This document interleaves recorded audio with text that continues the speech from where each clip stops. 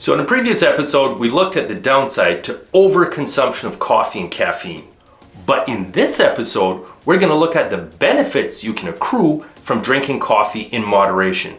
So the first one, of course, which everybody knows, is it provides more energy and mental alertness and focus. That's a given. But there's some other ones you didn't know about. First off, coffee is protective against several neurodegenerative diseases like dementia and also Parkinson's disease. And if you want to read up a study on that, check out PMID, this number. Did you also know that coffee is beneficial in some studies in weight loss?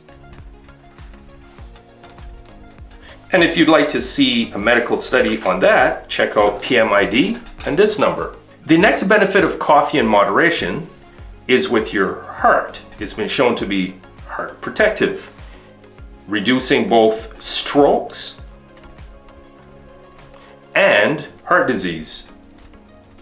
And if you'd like to see studies on that, for stroke, look up PMID and this number, and for heart disease, PMID and this long number. The next big one you might not be aware of is caffeine in moderation has also been shown to be liver protective, reducing liver disease and cirrhosis and elevated liver enzymes.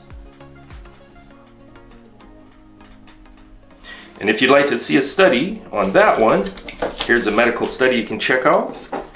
Just PMID and that number. Next up is sports. Caffeine has been shown to increase both stamina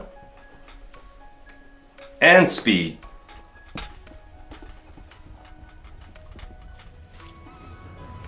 And you can check that out for yourself in this study here. PMID, this number.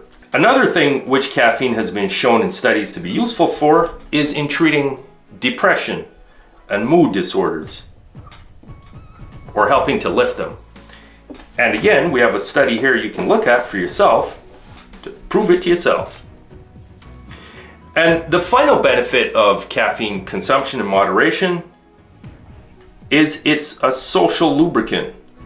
People meet at the coffee shop, share a warm brew, share stories over a brew, and it brings communities and people together. So overall, coffee and caffeine are not bad in moderation. And by moderation, if you check out most of these studies, they're meaning up to 4 cups of coffee a day. If you start going beyond that, then you need to check out my other video on the downsides of the dark brew. Thank you for watching, and you're welcome.